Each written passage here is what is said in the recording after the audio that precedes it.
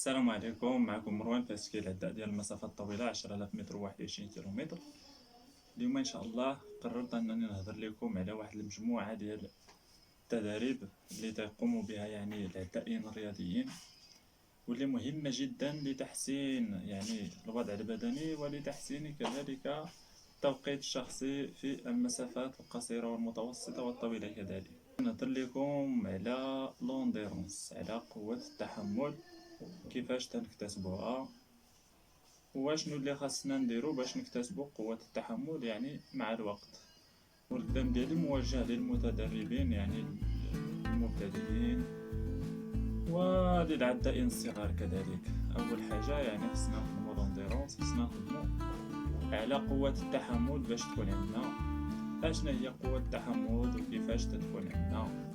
اول شيء هو اللي مازال بعدا ما شافش هاد القناة هادي دير لينا ابوني فضلا وليس امرا باش يشجعنا على نشر المزيد ان شاء الله.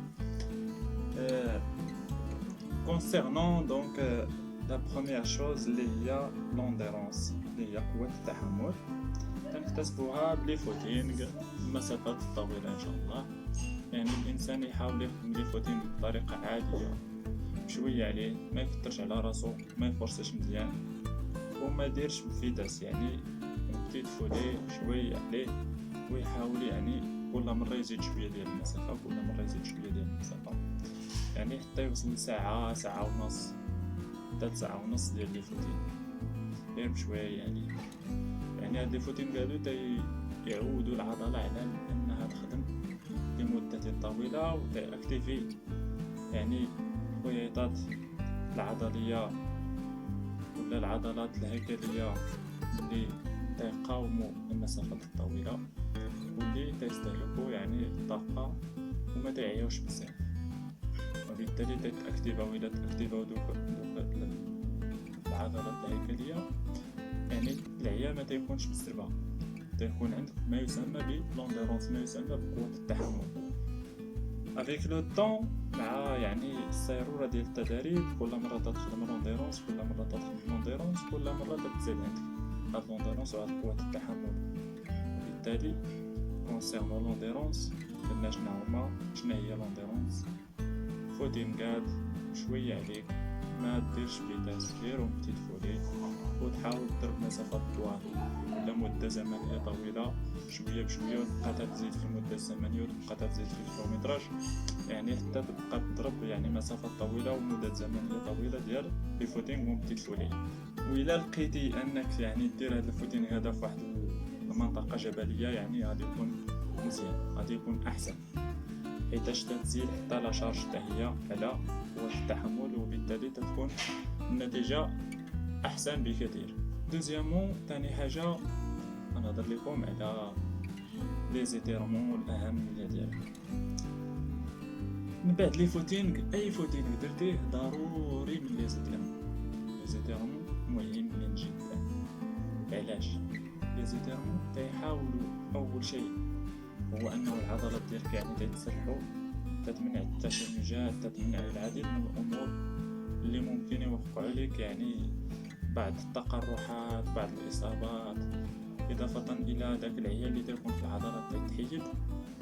كيفاش تتحيد؟ بطريقه بسيطه. هذا لي زيتيرمون هادو تيساهموا في اعاده استهلاك ما يسمى بالحمض اللبني.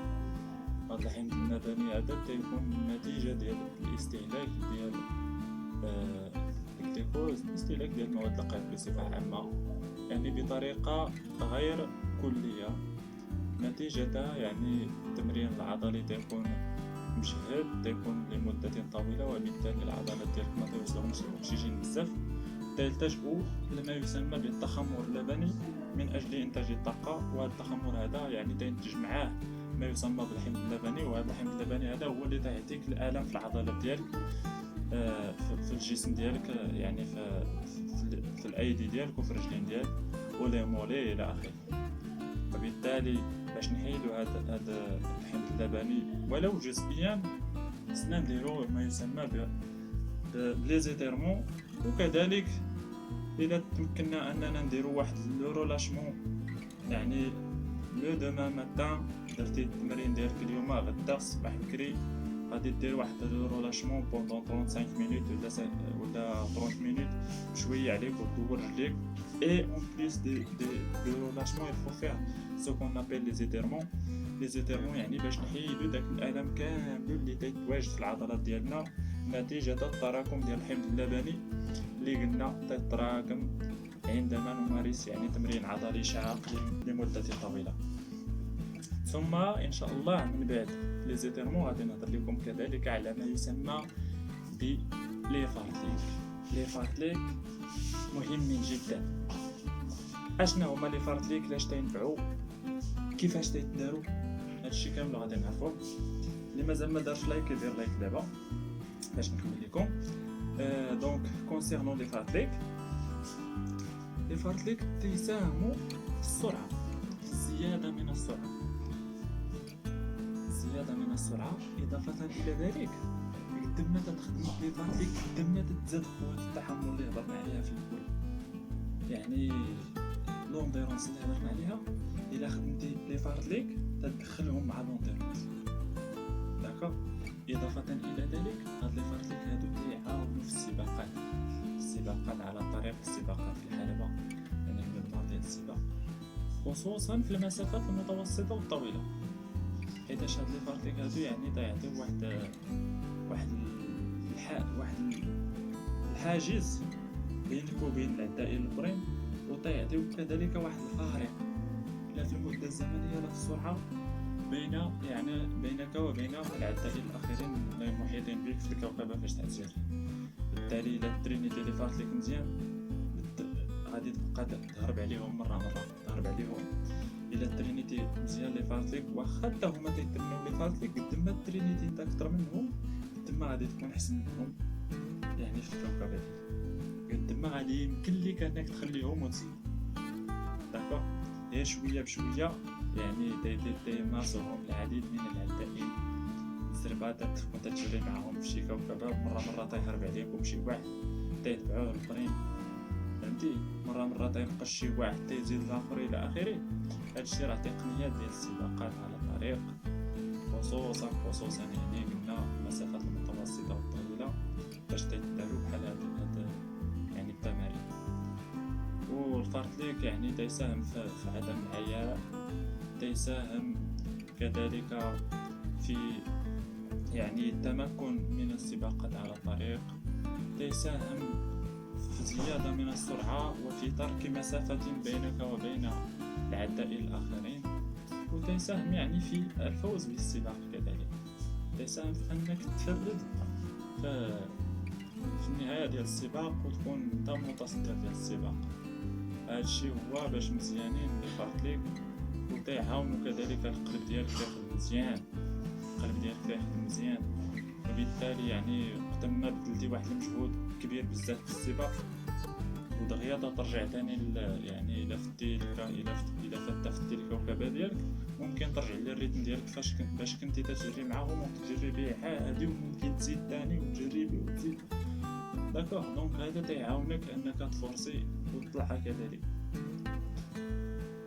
هادشي فيما يخص لي فارتليك مهمين جدا. لي فارتليك تيكونوا يعني بلو، ما تيكونوش بالكيلومتراج، تيكونوا بلو. كاينين لي فارتليك ديال 30 سكوند، ديال 15 سكوند، ديال 1 مينوت، 2 مينوت، 3 مينوت، 5 مينوت، 10 مينوت، جوسكا 20 مينوت. داكوغ. لي فارتليك ديال 10 مينوت هما اللي صعاب شويه، و لي فارتليك ديال 30 سكوند كذلك اصعب، حيتاش تيكون يعني واحد المده وجيزه ديال الراحه، وتعطي ثاني اللي في جهدك في 30 سكوند ثاني، وبدا ترتاح واحد شويه وتزيد. هادشي باش مزيانين يعني لي فارتليك تيساهموا يعني في الكارديو، في انك تخدم القلب ديالك مزيان. ابخي لي فارتليك كاينين ما يسمى بلي السيريات، تنقولوا لهم السيريات. لي سيري بحالهم بحال لي فارتليك، الفرق بيناتهم هو انه السيريات تخدموا على واحد المسافه معينه، ممكن تخدم 100 متر، 200، 500، 1000، 2000، 3000. هادو هما السيريات، يعني تتعبر واحد المسافه هي اللي تضربها رابيد وتتريكيبير واحد الوقت وجيز، وتضرب ثاني نفس المسافه، وهكذا حتى تكمل العدد المرات اللي عندك 200 ديال 500 ولا ديال 1000. هادشي اللي كاين. بحال في المثال حنا تنترينيو السيمي ماراطون تنضربو 15 ديال لي 1000 20 ديال لي 1000 كل مره وكيفاش 10 8 كل مره وكيفاش. هادشي اللي كاين. وخاص هاد لي سيري هادو خصهم يتخدموا يعني بسرعه قصوى، وخاصك تحاول يعني تبقى تكون غادي تدريجيا وتتنزل في التوقيت ديال المسافه ديالك تتنزل في التوقيت. بحال في المثال ممكن تخدم لي سيري الاولين ديال لي 1000 ب 3 وتبقى تهبطهم تنزلهم ل 2 50 2 40 الى كان في الامكان ديالك تنزلها ل 35 ل 32 سي سوبر. هادو هما لي سيري، وهما حتى هما تينفعوا يعني في السباقات المتوسطه وتينفعوا في السباقات يعني في المسافات الصغيره ديال 60 متر ديال 100 متر بالحواجز او ديال 400 ديال 800 كذلك وديال 1500 تينفعوا بزاف.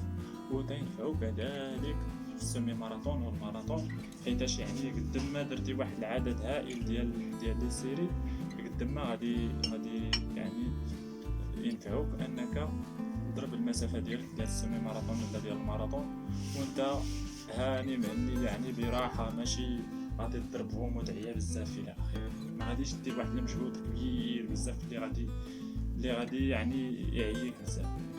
هادشي اللي كاين. كالعديد من المعلومات على السيريات وعلى لي فارتيك. غادي نهضر لكم على تمرين اخر مهم جدا هو ديال لي كوت. درت واحد الفيديو من قبل ممكن تشوفوا، غادي نوصل لكم في الاعلان. مهم جدا على لي كوت تخدموا في الطلعه. غادي تمشي تقلب على شي طلعه اللي مزيانه، يعني ما تكونش طلعه بزاف وما تكونش ثاني غير شويه، تكون طلعه متوسطه وطالعه غادي وتطلع وتكون مقاده، يعني ما يكونوش فيها الفيرالات حيتاش تمشي بالسرعه، وتكون يعني طلعه مزيانه نقيه ما فيهاش بزاف ديال الحجر لا طيح ولا شي حاجه. يعني بنادم يحاول يعني يدير التمارين ديالو في بلاصه مزيانه، حيتاش حنا راه تنجريو وإلا طرات لينا شي حاجه في رجلينا راه صافي غتفقد كلشي. فبالتالي غادي خصك تكون حريص على السلامه ديالك في لانطريمون والسلامه ديال يعني الباركور فاش غادي تجري من اي عيب، تفاديا لاي مشكله حفظنا الله واياكم. بالنسبه لي كوت بحالهم بحال السيريات ولي فارتليك، ولكن هما قلنا تيتخدموا في الطلعه، يعني الرابيد تطلع في الطلعه رابيد وترجع بشويه عليك ريكيبيراسيون. هذه بالنسبه لي كوت تكون ريكيبيراسيون هي نفس المسافه ديال الرابيد، تطلع رابيد مع الطلعه وتهبط بشويه عليك ريكيبيري حتى الخط ديال البدايه وتطلع ثاني رابيد. كاينين لي كوت ديال 100 متر ديال 200 ديال 500 ديال 400 مزيانين، وهادو يعني تتخدم بهم لونديرونس، تتخدم بهم لا شارج، وتتخدم بهم كذلك يعني قوه التحمل. اضافه الى ذلك تينفعوك في السباقات وتينفعوك في لي باركور كما بغاو يكونوا في السباق، واخا فيهم طلعي واخا فيهم هباطي واخا فيهم اي حاجه تتخدمهم مزيان. يعني ماشي غادي تبقى تجري غير غادي تحصلك شي عيبه شويه في شي طريق ويخليوك الاخرين. الا خدمتي لي كوت مزيان انت اللي غادي تخليهم. داكشي باش مزيانين لي كوت ومزيانين حتى القلب ديالك الكارديو تيخدم مزيان، يعني وقت ما تحطي في شي طريق اللي مقاده راه تعطي هذاك الشيء علاش تتقلب. هادشي اللي كاين concernant les côtes. Après, je vais parler sur la préparation physique générale PPG.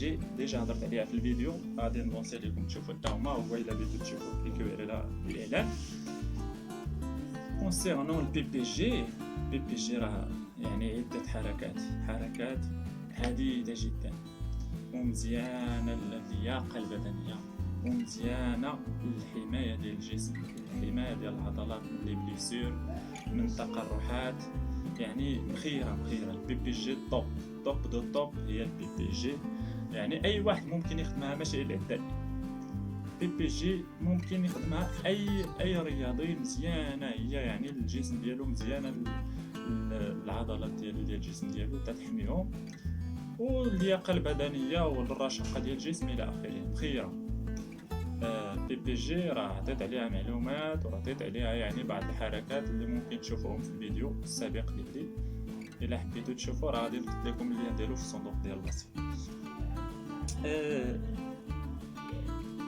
من بعد غادي نهضر لكم على ما يسمى بالسخونيه، لي زيشوفمون، والاهميه ديالهم قبل ممارسه اي تمرين من هاد التمارين هادو كاملين اللي قلنا. دونك اول حاجه قبل لي سيري، قبل لي فارتيك، قبل لي كوت، قبل شنو اخر، قبل لي سيري وقبل لي كوت وقبل لي فارتيك، اول حاجه وقبل حتى البي بي جي هو السخونيه، هو لي شوف.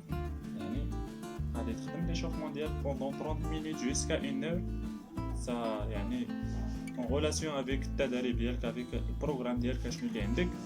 السخونيه ديالك هي الاولى، تخدم لي شوفمون ديالك بشويه عليك بشويه عليك، ما زربان فين. ليسونسيال هو تسخن مزيان، عندك المده الكافيه ديال السخونيه، يعني تفاديا لاي مشكله اثناء التدريب اللي غادي يكون شاق، اللي غادي يكون يعني بسرعه، ولا اللي غادي يكون فيه واحد المجهود عضلي اللي قاسي. وبالتالي ليشوفمون راه مهم جدا. وابخي ليشوفمون انا ديما تنقولها للدراري الصغار والدريات اللي تترينيو معايا، ابخي ليشوفمون عقود السبرديله، تنقول لهم عقود السبرديله مزيان. اشنا هي عقود السبرديله؟ تفاديا لاي مشكله في الرجل ديالك، حيت تولي تنتقل من واحد المرحله ديال السخونيه، من واحد المرحله ديال الجري ببطء الى اخره، لواحد المرحله اللي ديال المعقول، اللي ديال الصح، اللي ديال طحيل الباكيت كما تنقولوا. دونك درتي السخونيه ديالك، درتي لي زيتيرمون ديالك، لي زيتيرمون تيتبعوا ديما السخونيه، غادي تتبعها لي زيتيرمون واحد 10 مينوت ديال لي زيتيرمون، عاد غادي تعود السبرديله مزيان، تقاد الخيوط ديالك مزيان، وعقد السبرديله مزيان، تقاد في الرجل، قلب ياك ما كاين شي مشكل في السبرديله، ياك ما فيها شي حاجه لاصقه فيها الى اخره، الفراش واش هو هذاك واش مقاد الى اخره. عقد السبرديله ديالك مزيان، قاد الحوايج ديالك مزيان، وراك المعقول. ديك الساعه سير دير السيريات ديالك، ولا لي فارتليك، ولا لي كوت، ولا البي بي جي، ولا شي سباق، دير ديك الساعه اللي بغيتي. اوكي، هادشي اللي كاين. من بعد غادي نهضر لكم على الفرق ما بين لي فوتينغ ولي رولاشمون ولي تيست. الفوتينغ تيكون بشويه، تيكون غادي بشويه، ورجليك تهزهم من الارض بشويه، ما زربان فين بشويه عليك، وحرك يديك يتحركوا بطريقه مزيانه، يعني اوبوزيسيون افيك الرجلين. اضافه الى ذلك غادي تهز راسك مزيان، شوف القدام ديالك، شوف البعيد، الصدر ديالك يخرج، وتنفس مزيان. ديما بنادم يتنفس مزيان وتجري يعني بطريقه مقاده، حاول دائما تقاد الجري ديالك. وبالنسبه لرجليك غادي تحاولوا يعني انكم تحطوا رجليكم شويه على جهه الصباع ديال الرجلين، ماشي على القدم ياك، يعني تحاول تدفع برجليك وماشي تجر غير باليدين، راه الرجلين هما اللي يجريو. حاول تدفع برجليك لقدام، وتحاول يعني ما تحطش رجلك كاملها القاع ديال الرجل، ما تحطش كامل على الارض، حاول تحط غير القدام ديال الرجل باش تدفع بها وباش تخدم يعني لي مولي ديالك تاعو ما يخدموا مزيان. اوتر شوز هو الماء.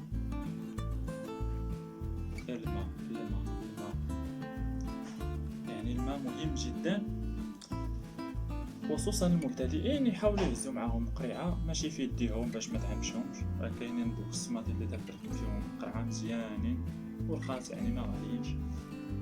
غادي تهز هذيك وتهز معاك القرعه ديالك الصغيره ديال ربع يترو كافيه، ماشي سبه كبيره حيت غادي يرفض راسك. يعني باش مره الا جاك العطش شرب واحد شويه، واحد شويه وما يكونوش باردين، ما عاد. بالنسبه اللي يعني بداو من شحال هادي، يعني هما تيمارسو بداو يعني تيديروا السباقات على الطريق ولا السباقات الفيدراليه الى اخره، غادي يحاولوا انهم يعني يحاولوا يبعدوا على الماء، ما بعد عليه في التدريب حتى تكمل التدريب ديالك بعد شهر. ما تبقاش تجري وتشرب سا بروفوك دي بروبليم. داكوغ. وطا يبرصدك داك الماء، ممكن يبرصدك خصوصا الا كنتي يعني تتريني السيمي ماراطون ولا الماراطون. الماء راه ما خدامش ليك حتى تكمل الحصه ديالك عاد شرب، حيتاش يعني تيبرصدك وتيرون لك البروغرام ديالك. وممكن انك تمشي حتى لشي سباق وتبقى تجري حتى تبقى لك واحد 5 كيلومتر وتشرب الماء ويهلك. وبالتالي غادي تحاول تبعد كاع على داك الماء. الا كاع درتيه في فمك شلل بيه فمك ولوحو ما تشربوش، ممكن يدير لك مشكل في الجري، ممكن يبرصدك في كرشك وتصدق واقف وما تكملش لونطريمون ديالك الى اخره. وبالتالي لما ما تشربوش حتى الاخر ديال التدريب ديالك مزيان. كاين البنان تاكلو قبل ولا في الليله اللي قبل من بعد العشاء راه مزيان، يعني تيحيد ليك العطش مزيان. هادشي اللي كاين. اشنو اخر علاش غادي نهضروا اخر؟ غنهضروا على لي تيست. بالنسبه لي تيست وقت ما بديت ديرو، الا كاين اللي يديرو معاك غادي يكون احسن، يعني مجموعه واحد 4 ديال لي بيرسون ولا 3 ولا غير 2 بعدا، وتكون انت تداد معاهم ولا تكونوا غير 2. غير الا كنتي بوحدك راه صعيبه، راه ما ديرش تيست. واخا دير ما عرفتش شنو، راه ما غاديش دير تيست، حيت واخا تتخيل بلي كاينين معاك الاخرين ولا الى اخره ما غاديش يعني تحقق نتيجه مزيانه. وممكن تعطيك اكثر من داكشي اللي عطيتيه وانت تجري بوحدك. المنافسه هي اللي تتجبد اش عندي. بالنسبه للمنافسه، انسان يخدم بحال نيت الا غايدير شي سباق يسخن مزيان ويدير لي زيترمون ديالو، يعود سبرتيلتو مزيان، عاد يبدا الكرونو ديالو المسائل والكيلومتراج، يدخل الباكيت يدير داكشي اللي بجهدو، في الاخر راه تيعطي نتيجه مزيانه. وخصوصا كيما قلت الا معاك واحد الفريق اللي تجري معاه واللي تشجعوك وتشجعهم وتتجر ليهم وتجروا ليك الى اخره، داكشي راه تينفع في التدريب. يعني العمل الجماعي هو اللي مخير، وراه هو باش تيفوتونا دوك الناس ديال كينيا وديال اثيوبيا راه تشوفوهم تيجريو يعني كتار، ما تيجريوش غير واحد 2. حنا راه هذا يدوري هادي راه قليل الا تلاقيت مع شي واحد تيجري. باش نجيكم من الوضع، حيت تدريب ولات مهمله كليا من جهه الرياضه ديال العاب القوى. صافي مات فيها في اي دوري مات. هادشي اللي كاين. رغم انه يعني في القديم راه يدوري راه كانت يعطى بها المثال فهاد جهه مراكش اسفي بصفه عامه. راه يدوري راه كانت عندها واحد القيمه فيما يخص العاب القوى. دابا راه ولات ناقصه، خصوصا رياضه الجري راه صافي ولات ميته. وحنا علاش درنا هاد القناه هادي؟ علاش درت هاد القناه هادي؟ درتها خصيصا لمحاوله استرجاع يعني ولو بعض يعني الاشخاص انهم يجريوا، ولنشر الثقافه الرياضيه خصوصا لدى الفئات الصغرى، حيتاش دوك الفئات الصغرى هما اللي تيطلعوا تيكونوا ابطال، هما اللي ممكن انك تغيرهم. باقي اما اللي فات كبير صافي ما يمكنش باقي تغيروا. قلال اللي تيضربوا على الهضره ديالك وتيعرفوا بلي راه يعني معقوله وتيرجع تاني تيتريني ولو لصحته، يعني ماشي للتنافس ولكن تيتريني لصحته. هادشي باش مزيانه العاب القوى، باش مزيان الجري، باش مزيانه الرياضه بصفه عامه. يعني كافه الرياضات ممارسه الرياضه راه تدعمك انك تبعد على العديد من الامور السلبيه. هادشي هو الاساس. تبارك الله عليكم، كنتمنى يعجبكم الفيديو. اللي مازال ما دارش ابوني كيدير ابوني ما ينساناش. والله يسر الامور، والسلام عليكم ورحمه الله. تبارك الله عليكم.